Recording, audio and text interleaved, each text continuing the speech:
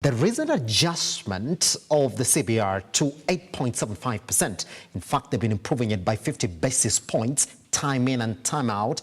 Is not just a local phenomenon. They're telling you across the world, you will see majority of central banks trying to adjust it upwards as they fight inflation. Now, you will know that year-on-year inflation for the month of October is at 9.6%. And they're saying this might jump once we get into December, because they're saying if you look at the cost of fuel, which essentially our economy is driven by, it'll continue rising.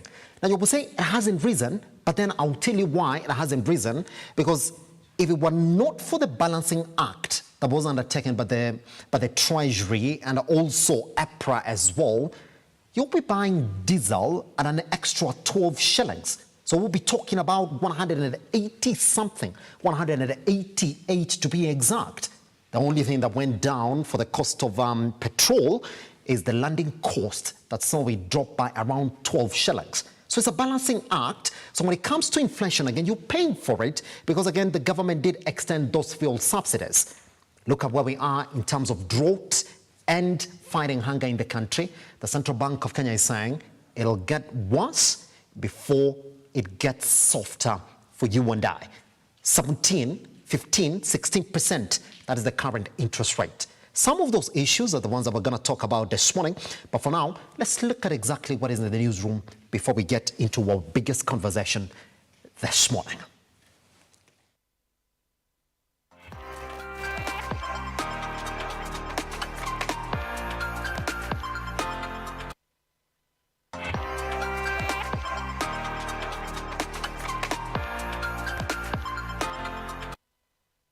The Central Bank of Kenya Governor Dr. Patrick Njoroge has said that Kenyans have to contend with expensive loans as a result of the current high inflation that has forced the Monetary Policy Committee to hike interest rates after adjusting the lending rate by 50 basis points to 8.75%. Kenya's year-on-year inflation for the month of October touched 9.6%, with this expected to jump further as the Russia-Ukraine crisis deepens alongside rising fuel costs. Banks are already charging an average of between 15 to 17% interests on facilities. I spent a bit of time explaining the dangers of high inflation. So, and also explaining the dangers of high inflation. So the first order of business is to deal with inflation. And then the others will get to, yeah? So once we have inflation, interest rates will come down. And in a sense, the lower interest rate regime is sort of like in the near term, right? Or medium term, in the future. And we'll get there.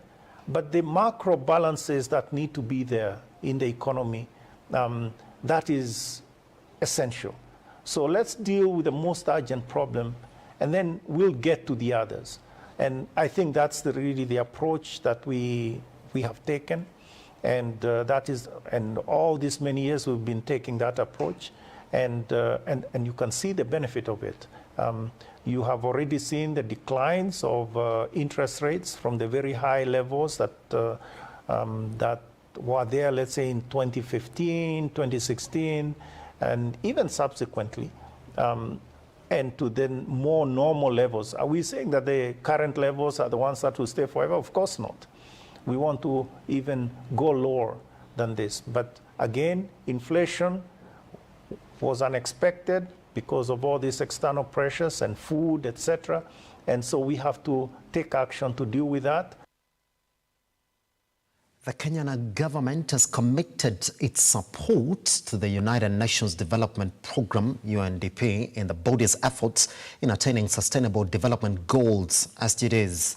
Deputy President Rigathi Gachagua, while meeting the UNDP's Goodwill Ambassador, His Royal Highness Haakon, Crown Prince of Norway, and Her Royal Highness Victoria, Princess of Sweden, and their accompanying delegations indicated that the government is working to realize its goals, especially on climate change and fighting hunger through modern agriculture.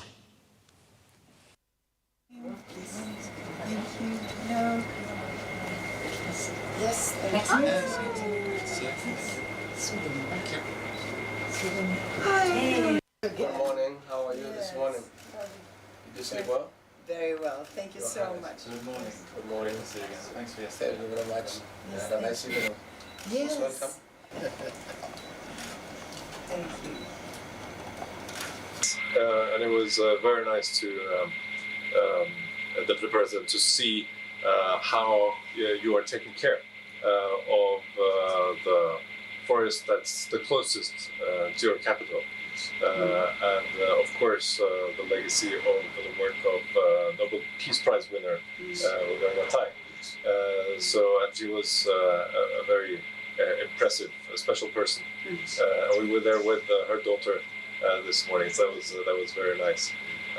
So that's I think something that encapsulates the cooperation I think that we can do on ecology, on Oh, yes, once more. Which we have met, and the discussions that we had about entrepreneurship and innovation, and also when it comes to local just the empowerment of women, for instance, it's so strong and so evident that there's a lot happening, and also there is willpower doing things together and reaching out, and of course we really want to be part of the journey.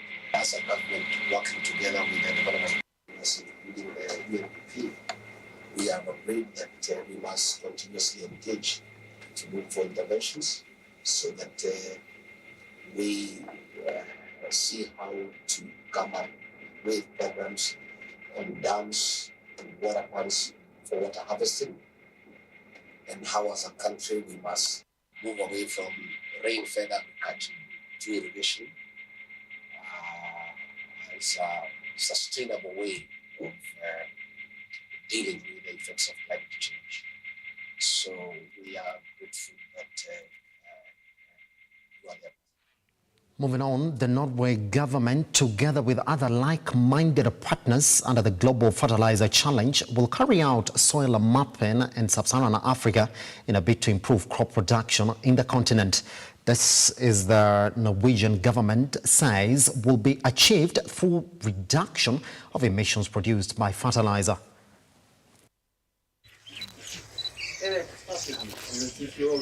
This is called, it's a new initiative where Norway takes part along with other nations. It's called the Global Fertilizer Challenge.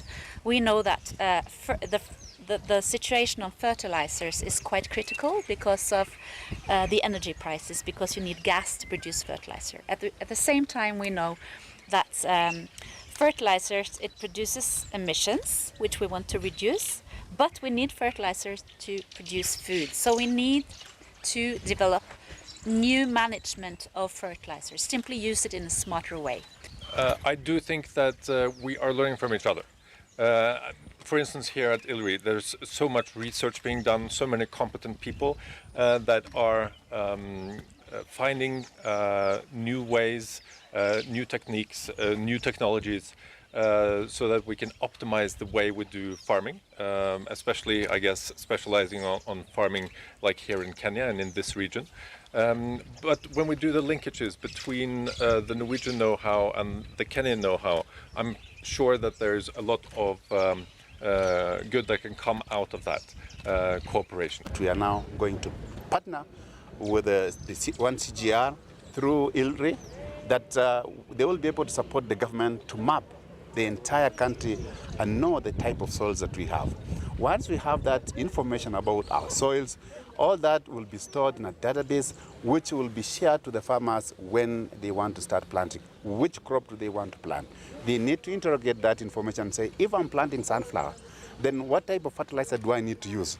So all this, the farmer will be able to know when they go to the agrovet, they are able to buy the right fertilizer to use for the right kind of crops. It is through research, it's through soil mapping that we're able to know. Without that, it will be very difficult. Former employees of Mumia's sugar milling company have refused to vacate the company's hostels after claiming that they were not supplied with a proper notice before being asked to vacate. They are now demanding to be paid all their owed dues and called on the county government to intervene as more than 100 employees stare at homelessness.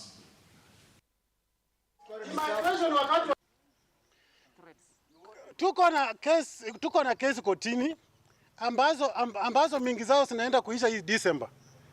Na Sarai sijui anatumia mbinu gani, anaanza kutoa fununu na cheche kidogo kidogo kwamba kesi ashashinda. Tunajiuliza ashashindaje na siku ya uamuzi bado. Kwa hivyo kama na akishasema hivyo, narudi kwa mambo ya kufukuza watu. Alikaa mkutano na Boni Khalwale 3 hours. Boni Khalwale akasema peke yangu siwezi, wacha nikuletee MCS. Wakakuja waka-approve kwamba watu wafukuze kwa nyumba kuanzia tarehe 1. Security yenye tumekuwa nayo kingoja vitu hapa ikiwazuia kuiba, 121 people wamewajishwa kazi. Exactly. Kwa nini Boni Khalwale anakuja ku approve watu wenye walimpigia kura kuwajishwa kazi? Kwa wakati huu kama nitalipwa pesa zangu nitatoka mahali pale. Wasiponilipa hapo sitoki. Niko na watoto wanataka wasome. Watoto wanahangaika, mimi mwenyewe nahangaika. Ni kama mimi mwenyewe hata sijielewi niko Kenya ama niko nje gani. Tafadhali viongozi, mtusaidie, tunataka tupate watoto wetu wasome. Bure tu mtatulaumu.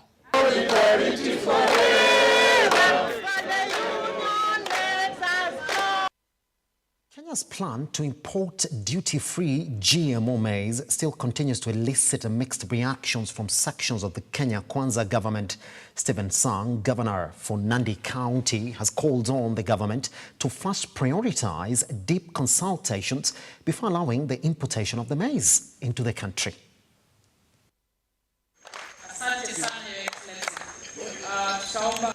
We have legislation that targets the various crops. Specific legislation on specific crops in Kenya. The tea has the Tea Act. The coffee has a law.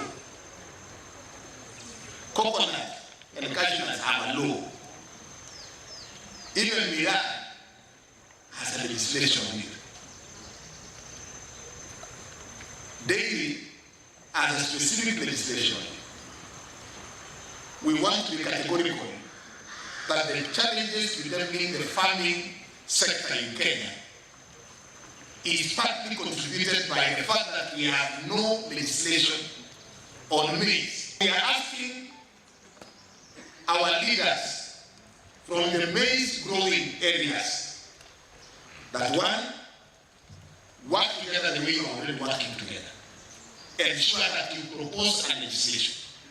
And we as knowledge will provide the technical support towards the development of that bill, so that we have a law that will ensure that our farmers are protected, not today, not only tomorrow, but for posterity, so that we can be able to secure.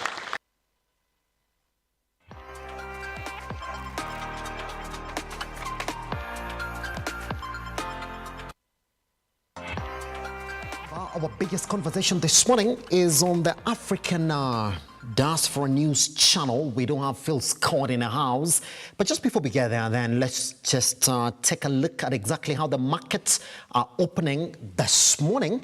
And remember, we've been questioning ourselves, where is the money? Because if you look at Safaricom in terms of volume this week, they've been hitting 1 point something million, 5 million, 4 million. And when you see Safaricom in that level, then you will say probably international investors are on break. But for now, let's look for what we can call the biggest surprises and shocks in the entrance in the big five, gainers and losers and movers as well. Let's begin from the biggest gainers at this particular hour. By the way, everybody is back at it again, because if they at 77 cents, remember that's below a shilling, but any other jump that they would experience within that particular share price will be the biggest jump so far, because we've seen them go back to 60 cents, 50 cents, but them coming back to 77 cents makes them the biggest gainers on today's opening. That is at 10% Unga Limited is back at it again, 31 shillings and 80 cents. They were not there yesterday. They're opening at 9.66% on the positive.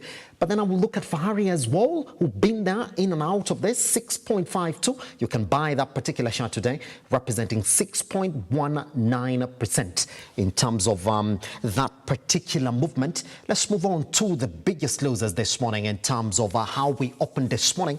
And I will look for, again, not so much, again, in terms of surprises here. In fact, they've been like this, because if Uchumi is here, Jubilee is here, then you would talk about not so much of a change as well, with Express as well. If you look at it at 8.54% all the way to 2.31%, these ones have been there. You'd expect Jubilee to be there. You'd expect Uchumi to be there. And the rest of them have also been representing that top 5 list. For now, let's move into where the trading was yesterday in terms of biggest movers by volume. And we've been tracking Safaricom sort of to indicate where the market has been. Again, you will see we've been asking this question about where the money is. We can tell you where it is. Safaricom coming in at a limited, in fact, this could be their lowest this year if you go by how their trading has been, 1.18. That's not so much, because from there we have EABL coming in at 450,200. So we see the difference between Safaricom and EABL, but then you're not essentially looking at the difference, you're looking at the volume. Because it's at 450,200, and then KPLC comes in at 433,000. Kengen and KCB follow, with KCB closing in at 194,900. But that shows you indeed that you're getting ready then to start your holidays this year, because if Safaricom is coming in at 1.1 something, you would then tell that trading is sort of subdued in the market. So we're saying that even as majority of the banking quarters have been giving us good results for the first 9 months of 2022, that has not really excited you this much to go back and trade. But then we know majority of foreign investors now are on break. Thanksgiving is approaching, so you will say that they are on a break. In fact, to recool their investments, get to watch World Cup and then come back to trading next year. So you will say that things in the markets are slowly then closing down, especially by that biggest indicator by our securities exchange. Now, that is exactly where we are in terms of our markets. Let me just tease again that conversation that we've been talking to you since yesterday. Now, the business of selling news, as we do know of it, is a business that has always existed. But what has not essentially existed for a long time in this market is the digital shift that we've seen, especially by platforms now going online, with YouTube leading the conversation in terms of video on demand. Now, here's the thing. When you're talking about channels online that are selling news, then you're going to find that you're not going to run away from Africa Diaspora News Channel.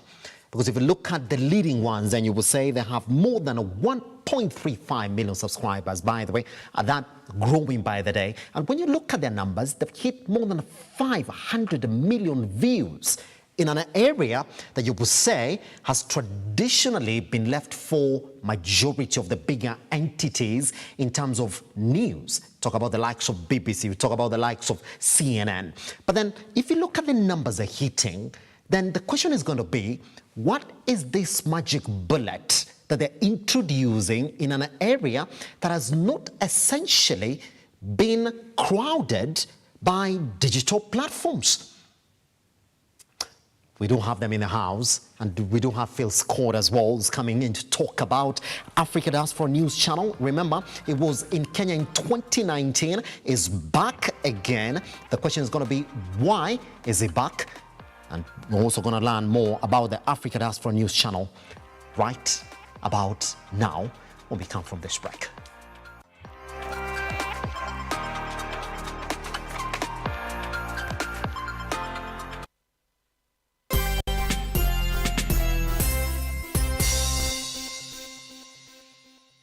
Hiso Properties Limited bado tunakutangazia Lanet Oasis Nakuru City, Ploti hizi ni za 50 by 100 na ni mita 500 tu kutoka kwenye barabara ya lami. Lanet Oasis kuna maji na stima, barabara za maram na ni karibu na shule ya Anesta Boys. Eneo hili lina usalama wa hali ya juu. Ploti ya 50 by 100 tunakuuzia shilingi milioni 1.6 na hii ndio fursa ya mwisho na bei hii. Tutembelee ofisi zetu hapa jijini Nakuru Tower 1 Building, orofa ya 3 au wasiliana nasi kupitia nambari 0758 707 050 au tuma neno Lanet kwa nambari 21404. Highsop Properties Limited, a culture of trust. I'm also happy, Governor, that you are bringing into the regulation space our online betting companies. Because we also want them to pay taxes. At the moment, they are operating in a space that is opaque.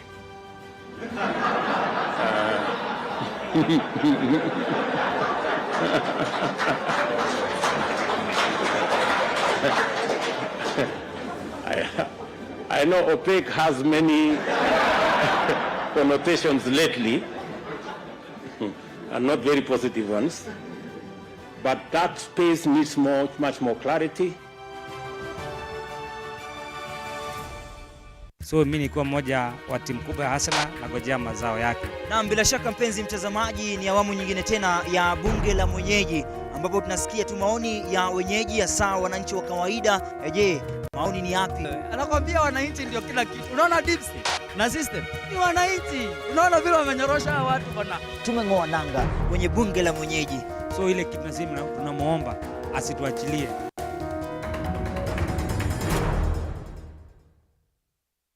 Ni wakati wa mkutano. Jioni kwenye kamati ya kijiji. Hadithi hii ilianza mwaka 1991. Vipi kuhusu ngano kwa shamba langu kauka? Haina haja. Tutakupa kwa njia pia tukapuje. Mkoa unaojiendesha wa Nenshahui ulitekeleza sera ya makazi mapya ya kuhamisha watu wa maeneo yenye umaskini ya Shiaigu ili waweze kujikimu. Ninatumaini sana kwamba siku moja jangwa hapa litakuwa kijani kibichi na mji wetu wa Mining utakuwa na miundombinu kamili. Good to have you join us on Heart to Heart. We bring you stories of people who, despite the pressures they experienced, still trusted God to see them through. The seeds that was sown in me helped me navigate and overcome that period of my life. New testimonies, new insights, and even better revelation of the good things God has in store for us. There is always a blessing waiting for someone in every episode.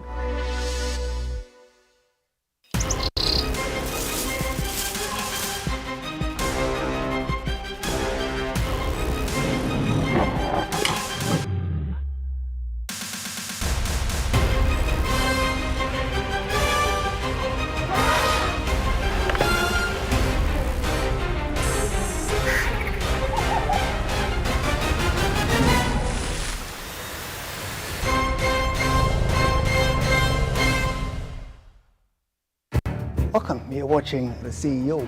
On this show, where we invite masters, captains of industry. It's all about working in teams. Customers are happy, it's a good month, the markets are good. I mean, those are very exciting moments. Ladies and gentlemen who tell us where and how to find money and put money in our pockets and how to go about doing business in the best possible way. For me, I'm not serving myself, I'm serving community.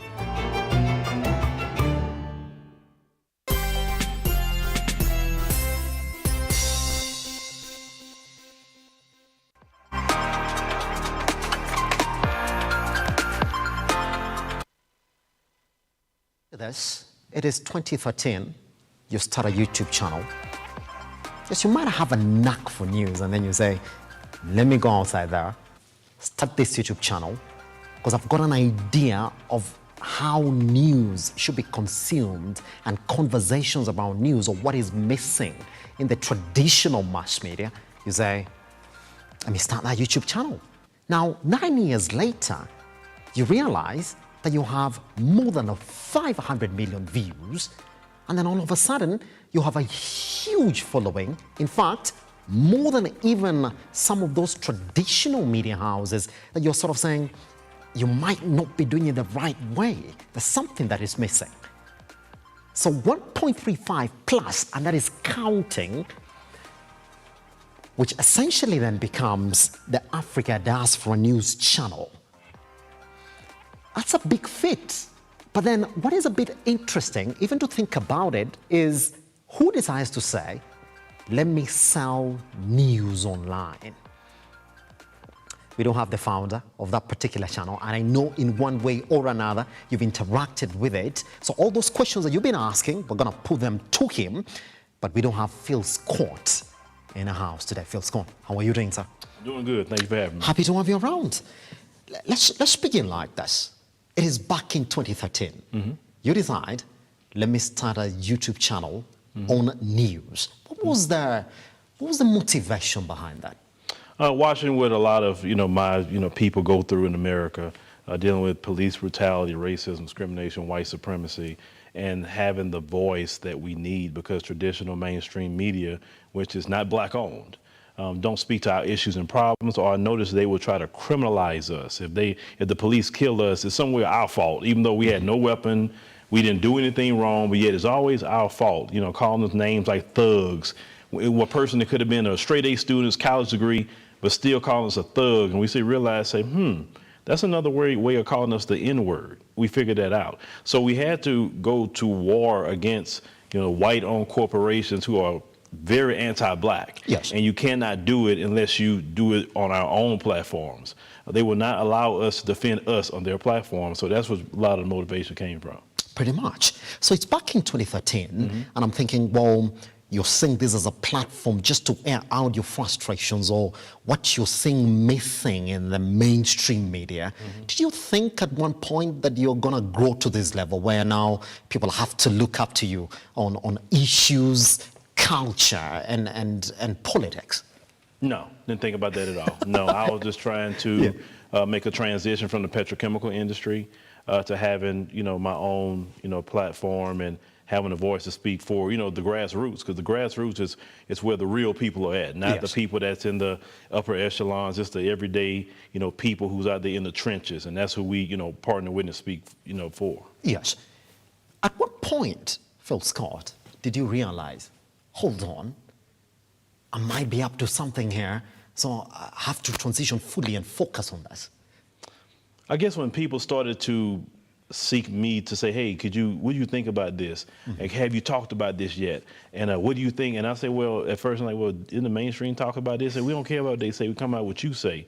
So as they start doing this more and more, we start looking at the viewership. Obviously the viewership shows that they're concerned about, our opinions and giving, our facts. And people always say, you showed us stories that nobody else show us. Even people in the African continent say, I didn't even know that was going on, and I watch news all the time. So that's kind of like what we always just been our motto, is focus on the stories that nobody else is focusing on. Yes. That's concerning for black people. Yes. As a black American, I would like to think, isn't it, that you're trying to tell the story of the black American, that's how I started, isn't it, of this black person in America who essentially doesn't get their views out. Does that show the need, or what is essentially missing then in mainstream media generally, to the sense that you had to take it up by yourself and then realize they don't do it like we do it? Yes. Is that what is lacking in mainstream media? Well, that's been lacking forever, right? You were saying that? Yes, it's been lacking forever, because if you think about it, who owns the majority of the media is some sort of European entity. And we know that Europeans and the way they move in the system of white supremacy. And white supremacy is not going to show what happens to me and what happens to you. We can complain about what they don't show, why don't have enough representation, because that's a lot of conversations. Well, why don't CNN or BBC have enough black representation? That's theirs. Why are we begging them for their stuff? We need to create our own, and then we put our own people up to talk about our message. Yes. You understand? So for me, BBC and the rest of them are the European diaspora channels. We talking about the African diaspora, which is black people all over the world, and our stories. It's not their responsibility to be covering what we should be covering. Yes. Like somebody said, and this is a direct comment that I got from one of the guys who said, well, Phil Scott is coming. I like the approach that he's taken. Can you ask him? Is he decided to say, let the people tell whatever story it is that they want to tell? Is that the angle that your channel is taking? Yes, whatever's concerning for black people, Africans, Caribbeans, Afro-Latinos, whatever's concerning, that's what we want to talk about. We're not talking about what everybody else is saying. For instance, like right now in Kenya, one of the hot stories now is GMO foods. Yes. That's what we will focus on. And now since I've been here, I'm going to stick to that story for a little while because I know personally coming from America that GMO foods is not something you want in your country. Yes. Africans have been growing their food for thousands of years, feeding their families for thousands of years without the help of no type of European scientists altering the food, right? So I'm very against that due to the health aspect of what happens in America. Black people suffer the most with the health, cancer, diabetes, heart disease, etc. A lot of it is linked to the food. So anybody that's against GMO, I'm with you 100% just for the health of the people. Yes. It's not the very first time that you're in Kenya personally, Phil Scott. Mm-mm. You were here back in 2019. Yes, sir. Could you tell me why you were here in 2019 and essentially then what brings you back in 2022? Well, in 2019, we had partnered with a company called Worldviews, and we partnered with them to bring 30 black Americans that had never been to the African continent at all. We are miseducated heavily about the African continent. We are shown, things like National Geographic, where they show people in the village struggling, growing up, or we had Sally Struthers feed the children. Oh, look at the poor kids in Ethiopia. And believe it or not, my first country was Ethiopia. Yes. And when I got there, I was like, I can't believe they lied to me like this. And I got very angry the first time I went. You actually got educated yourself? Yes. By when you going got to Ethiopia? When I get to Ethiopia, yeah. Yeah. Isn't it? The media, lied. Pictures that you... They lied. And when someone's deceiving you and you find out the truth, you get angry. And I say, all these years, I was believing this and I missed out on all of this and telling me welcome home and just having a spiritual connection to the land, the whole continent itself. That's when I really say, you know what? We got to do something different here. And that's when I came back to America and started really focusing on, the whole diaspora at that point, yes. A little bit more, yes. Mm-hmm. So now you have these 30 individuals who've never been to the African continent. When you look at them, I know you're walking around with them and you're introducing them to these areas that they've never been or they've never known actually do exist in Africa. Do you look at them and see yourself back when you went to Ethiopia? Sure. And like I said, this is the second group, like I said, that's here to, this year. Yes. So total through our platform, we brought 60 people to the African continent. Mm-hmm. Great, because no other black platform, at least doing news, is doing it like that. And we're happy to do that. It's not to say that we're better than anybody, no. We're just glad to bring people to see, what I got to see, because it'll spark a interest in them, to do things here. Yes. Mm-hmm. And at the end of the day, you want to achieve what then by bringing them right here to the African continent? Is it to tell the African story the way it's supposed to be told? Well, for me, I don't have to do nothing more than get you here. The spiritual connection and what they had missed when our ancestors was taken away about 500 years ago would do its own work. I just need to be the vehicle, or part of the vehicle, to get you here. Yes. The land and the spirit of the land does its own work. I don't need to do no more than that. Pretty much. Mm-hmm. Now let's get to the gist of the conversation then. Mm-hmm. Is now when you're saying that you're now essentially in Kenya. Mm-hmm. And every time you tell somebody, well, I'm right there within your country, somebody's going to ask you, how do you want to tell our story? Make it perfect. Because indeed, if you're going to go to Africa, then these particular countries are going to start looking for their representation. Are you telling our story? How are you going to tell the Kenyan story now that you're in Kenya for the very second time, saying, I want to tell the African story or the Kenyan story? Well, you got to bring people in that's from the country. Yes. First and foremost. Mm-hmm. But bring them in underneath, our particular system. The system we have doesn't change. Our formula works. It's just bringing them in and really covering the stories that the people care about. Because from what I've seen with our people all over the world, they don't really care about who's telling it. They just making sure you tell the story, tell it right. That's the two things they care about. Don't disrespect nobody. That's the three things they care about. They don't care if it's somebody from way across the world. They have told me, I have people tell me, Phil, could you cover this? I'm not of those particular countries, but look, how I look at it, it's no separation with black people with me. I don't get on all that, well, you're not my people, you're not my tribe. I don't get into that. Because when it comes to racism, white supremacy, they don't see me as a one this, and they see you as black. And that's how I think living in America, dealing with racism, white supremacy for 500 years. So that's my mindset coming in. Yes. Direct question as well from one of our viewers who said, are we going to see the new work directly then with the Kenyan storytellers then to improve the content that we're going to see on your channel?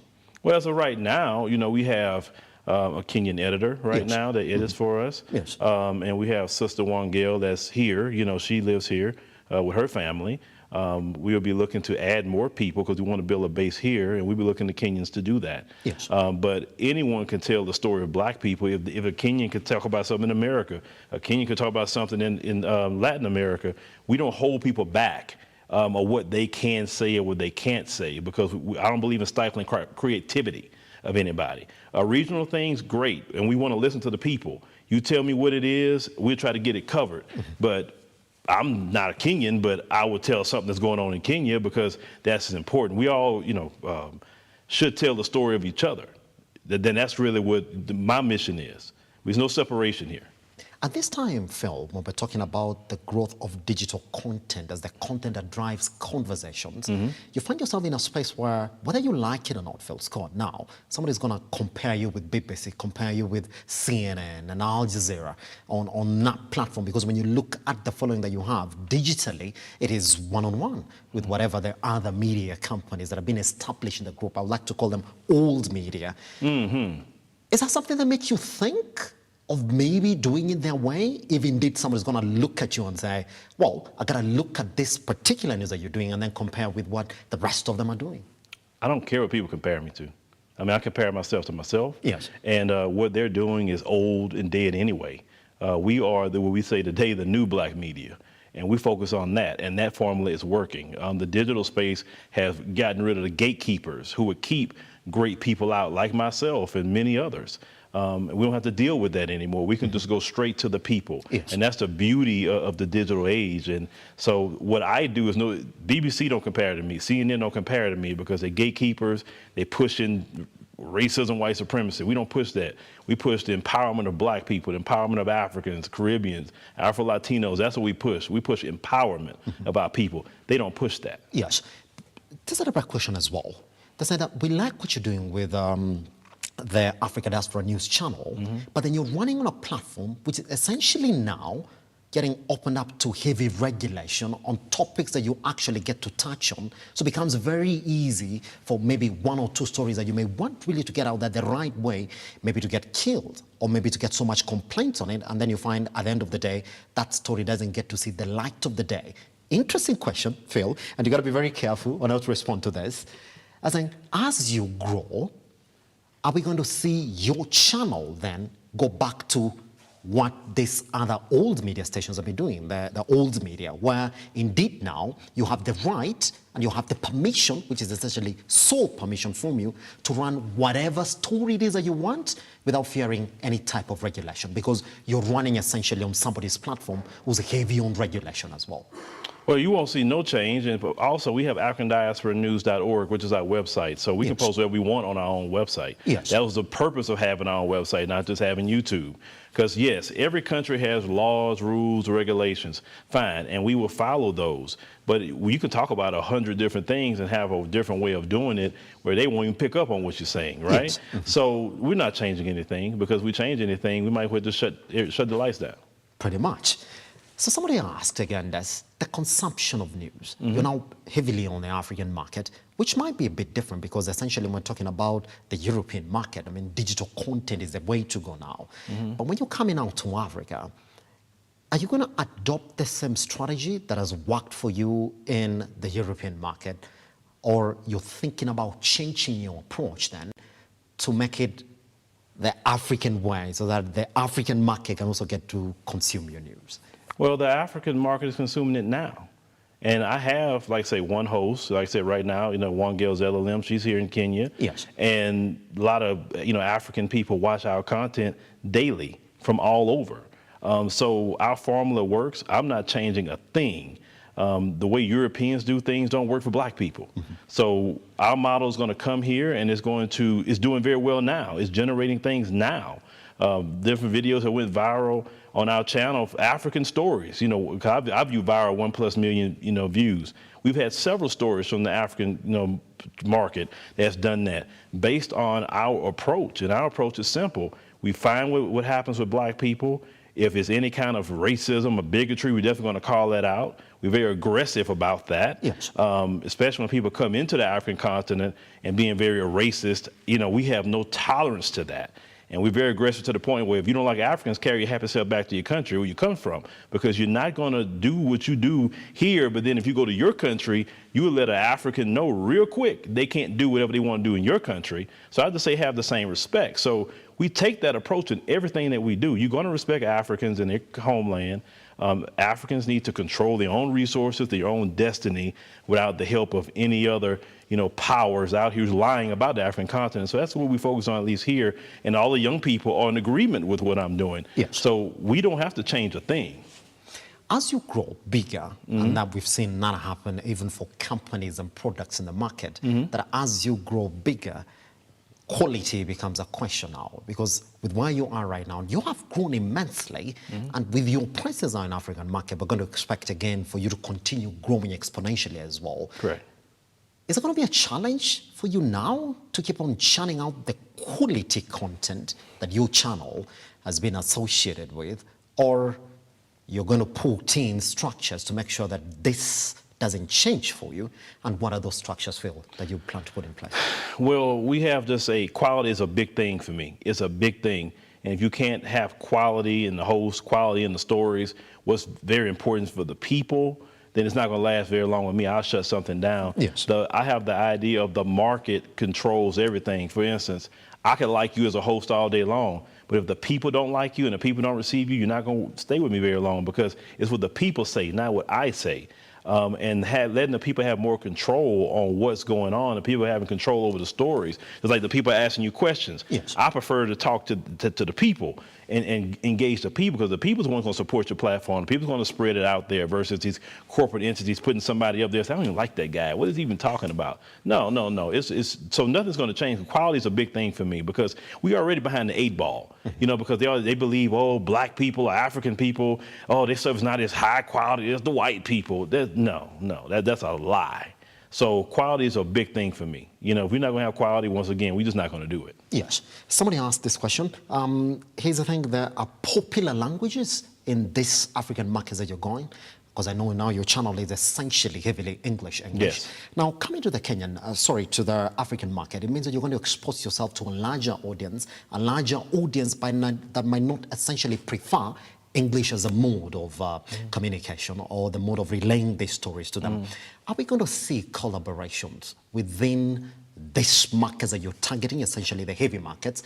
We're going to see native languages being the conversation points of these stories. That's something that we've thought about and been open to. But we got to first get the bread and butter first. And then once the bread and butter, we could have a channel in Swahili. It's no issue, no problem. We could, but it's going to stay the same model. You understand? If it's something in French, we can do an African diaspora, news channel in French, but it's going to stay the same model. The model's not going to change. Yeah. Languages is one thing, but the model is just, so for us, we got to build the infrastructure first. It's like that sort of thing is kind of like adding bells and whistles, but we got to get the highway built first. Then once we get the highway built first and all the lights and everything is great, then we can focus on extra things like languages and things like that. But we're definitely open to that. Pretty much. The next question as well to you, Phil Scott. Somebody saying, it's interesting how you've made news consumable. Most people would run away from hard news, but you find a way to tell your stories in a way that I will sit and consume news. How have you been able to do that, Phil Scott? This is a direct question from one of our viewers as well. Well, we just make sure that we just connecting with the people and it's not boring. My main way of doing news is not running off of a teleprompter. I don't know what I'm gonna say before I get on there. I mean, I do my research on what the story is, yes, but I don't like to look at a teleprompter because it kind of confines me. The team who's doing the news, I don't tell them even what stories to make. Because a lot of mainstream, they tell you, hey, make this story, unless it's something we really need to target, which is rare. But I believe in allowing them to have their own creativity and their own voice. So we don't script anything, and it just comes from the heart, and that's what people connect with, is that. Yes, and that's going to be the model throughout? Yes, I don't tell people how to think. I don't want people around me that I got to control. Like you, because you may have an idea. Yes. That's something I'm not even thinking. So why would I stifle your creativity is making you a robot? I don't want robots around me. I want human beings who actually think for themselves. And I tell you what story you're going to cover. I want you to tell me what story you're going to cover. I'm not going to tell you. And if you can't come up with enough stories on your own that's interesting for the people, then once again, if the market, then which is the people, not feeling what you're doing, well, we want to see how that works out. But for instance, everyone I have, they come up with their own stories. I do not tell them what to cover. Yes, pretty much. Somebody will ask you, you're passionate about whatever it is that you're doing, and it comes from an area when you want to see change in the stories that you tell. Have you been able to track change in some of the bigger stories that you've covered on the channel? Sure. I've had people, tell me they have, went to college because of some things we're saying. I've had some people say they came to the African continent. Some people have gotten involved in like healthcare. Some people have gotten government contracts. Some people have gotten married because they've heard, this with the importance of family. I've had a lot of definitely African people saying, they feel great to hear someone standing up because there's a great need here for people to have a voice and to be bold in what they're saying. Yes. And I love that. I had a journalism student out of 50 came right to me and started questioning me about things and even saying, hey, when I'm done, could I get a job? I said, see, I like people like you. I don't like people standing behind this kind of quiet and smiling. No, we need people that's aggressive, bold, because everything that's coming against us is aggressive and bold. So either it's one of those things, either you get down in the fight or you're going to lay down. And we can, and black people globally sometimes been laying down too much for me. Yes. And in Black America, we had to fight. We're still fighting today. We didn't have a chance to lay down. Everything we have achieved has been because we have fought one of the greatest systems of white supremacy out there, and we're still fighting now. So we got to be spread everywhere, and that's how we look at it. With the growth model that you're adopting now, let's go into the African market and trying to spread our wings around that area. It's not going to be essentially running on the financing model that you have right now. Let's do a lot of stories, I know. And then the channel that we're running the stories on is gonna commercialize the stories, and then we're gonna get paid at the end of the day. Are we going to see strategic collaborations now from your channel, from, let's say, like-minded organizations and people who like what you're doing to help you further penetrate the African market to the level that you may wish, Phil Scott? Well, anybody that's gonna partner with us, they gotta understand our vision. I'm not changing what we're doing for any kind of funding, because I've had people reach out to me many times for funding. Well, if you don't do this, or maybe you're just a little too black, sorry, stay over there. I don't want you. I'd rather stick to what we have now because it works. Because what I've seen by not taking certain funding or turning certain people away, we have grown by 10 times by not doing that. So anybody that's going to partner with us, understand what you see is what you get. We're not changing for anything. Not at all. But I'm going to get back on that funding question, because if we're going to talk about the sporadic growth and you being able to touch the stories that are really pertinent to the African continent, funding will be funding, as they say. But then you're still going to get the money and do the stories that you want to do. Do you think you're still going to keep on saying no to these people approaching you for this particular funding to help? It's going to be a collaboration, Phil. Would you not? Well, the collaboration is this. You being put on a platform where people are seeing it. And then they could buy your product. So that's a win-win. Any kind of advertising is a gamble. You can put up a billboard, don't mean people going to buy your product. But if you want to be put on a platform where the young people are at, where people are really having conversations, then you come on over here to African Diaspora News Channel. That's just really what it is. We're not going to change for anything. Period. So conform first before you approach us. Know what we do before you approach us. Is that what you're saying? Well, just my motto is this: the platform is the platform. It works very well. If you want to get in with us and you want to advertise and reach these young people, because we have a lot of Gen Xers, we have a lot of millennials, we have a lot of Gen Zs. Yeah. That's our target audience. If you want those people to look at your goods and services, then come over here with us. And the people will say, okay, it don't matter even what community you come from. They will see, especially if you're outside the black community, okay, this particular company actually okay with partnering with a news organization that's about black empowerment. I respect that. I'm actually going to buy that. Yes. Because we see that they want to be out there for the right thing. Because you have all these corporations say, oh, we for the right thing, and oh, we want to see about, you know, diversity and equality. But when it comes to money, you're not really talking about diversity and equality unless they can control you. And if you, of course, we're not going to say nothing reckless and illegal, unlawful. We're going to follow all the laws of the land, no matter where we come from. We're not going to do that. We're not reckless. Even in America, we're not reckless. You know, we know what we can say and what we can't say. We understand that. Trust me, we understand it. But what we do works. And if you're a company that wants to partner with us, we're definitely open and welcome. Your growth has been exponential. I mean, when we look at the numbers, Phil, they're unimaginable, and they keep on growing by the day. Did you see yourself morphing or growing into something bigger than just a news channel, where you're saying, well, our stories are focused. They're focused on the black story. They're focused on the African story. What can we do for impact? Because with growth, then comes the question of, is that it? Do you see yourself 5 years from now, maybe growing into something different? Because you're very passionate then about this African story, about this impact, telling the story the way it is. Well, if I'm thinking I know what you're saying, I would say this much. We have to corner the market on just black people throughout the world. Yes. We have, nobody has really done that. And how I look at it, we are the culture. You know, sometimes people ask, well, you're going to cross over to doing this and cross over to doing that. That's another question. And I always say to that, no. I'm not crossing over for anything. It's a lot of people throughout the world as black people. We don't even know who they are, exist. We don't know the cultures. We don't know the languages. We don't know the stories. We need to focus on us, because Europeans focus on themselves. Yeah, sure, they talk about other people, but they focus on themselves. And I have no problem, let's say down the line, if somebody come in, if they say they're an Indian person, if they're Asian person, if they are whoever, you know, group, and they come in and they say, hey, you know, we want to work, you know, with you. Okay, that's fine. I'm not discriminatory. But this is the job.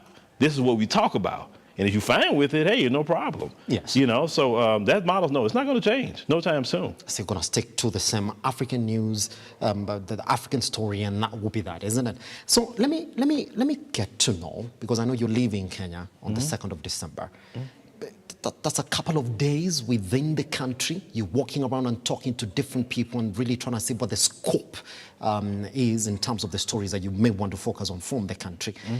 Other than that, what do you expect to get out of this country now before 2nd of December? Well, it's not about what I expect to get out. It's about what I can give back. I'm not coming here to be a colonizer. That's not what I do. Yes. I come like, what can I give back? What could I learn from the people that I could bring back, you know, to America and say, hey, this is what our brothers and sisters dealing with. This is what we need to do. This is what we need to contribute. This is how we need to work together. It's not about me taking anything. I think too many have taken enough. Yes. You know, what can we do to give back? And one thing I always say, especially to Black Americans, if you come back, create a business and hire the locals. That's one of the best ways you can give back, because of jobs, you know, unemployment, et cetera. Yes. And make friends with people. It's all about, for me, giving back. It's not about taking. Pretty much. Now, last question is a direct question as well. Can you ask Phil Scott how I can get to work with them directly, since it's in Kenya? Interesting. Okay, so we have many different programs for that, yes. And we also, you know, I was just thinking about coming back eventually and doing even a job fair to bring people in who are serious about our growth here. Yeah. But we do have like a contributor program that anybody can contribute. Of course, you just have to be ready, though. I mean, we can't just accept any old kind of video, any old kind of situation. The sound got to be right, et cetera. Yes. But we do have a contributor program. You know, if they would like to, you know, find out about that, they can email, you know, our business manager at Kellen@ColemanPRFirm.com. Email him, and he will, you know, guide you through that process. We are open to anybody, and contributors are paid. You know, we have a model where we pay them. So no one does anything on our platform for free. I won't allow it. I think if someone does the work, you should pay them something, right? So yeah, that's just, if they want to get involved, they can do it that way. And the contributors can eventually come to full-time hosts just based on how they perform. Pretty much. Phil Scott, you have 15 seconds to respond to this question. Could you talk to me about your channel then? In the next 10 years, what do you envision? Channel-wise, that's a good question. I'm thinking bigger than a channel. I'm thinking more so, our website being, way bigger than, what it is now. We want to focus on our website and also our different divisions that we're going to open, like, for instance, our Kenyan division, growing that, and then open up other divisions in other African countries. Yes. Setting something up out in the Caribbean, Latin America. We're just thinking about just getting different divisions everywhere because we want everybody to tell their story, right? And everybody to participate. Like the question was asked earlier, for instance, did someone say, well, hey, I haven't seen an Islamic person on yet. I'm like, hey, I'm looking for a host like that, to come eventually. So we're looking to get everybody involved. And I probably eventually will start falling back myself, because if I can get 10 people or 20 people to talk like me, I'll just sit back and let you do it. I'm happy with that. Fantastic. Phil Scott, thank you very much for creating time to come to Lookuptv. Thank you. Fantastic. Now, if you want to learn more about that particular channel, of course you do know already about it, and that's why you were really talking to us this morning before he walked in. You don't know what to do. Rush there right now. Africa Does for News channel. Once you're there, you'll even know exactly where the website is, and you want to work with them. He said there's a process to follow. And then the thing about that is they created a market for news that was essentially considered to be for traditional media. How beautiful is that? Do you want me to give you the numbers? 1.35 million subscribers, growing by the day. And in terms of views, 500 million views plus, again, growing by the day. How huge is that? Talk about the African story really becoming the African story. Thank you very much for watching this. My name is Simba Kiage. Have yourselves a lovely weekend. I'll see you Monday for more business conversations.